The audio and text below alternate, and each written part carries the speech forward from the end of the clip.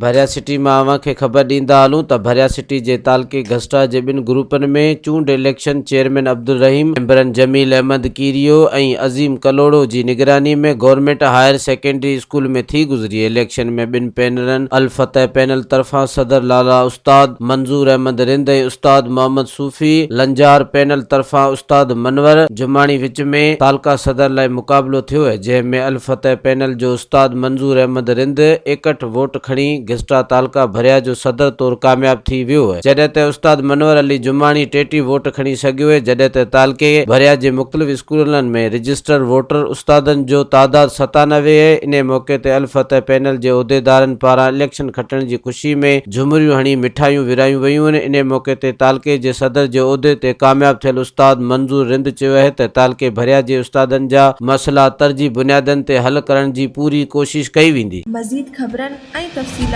लाइ विज़िट कयो असांजी वेबसाइट www.awamiNewsHD.com ऐं ॾिसंदा रहो अवामी न्यूज़ HD।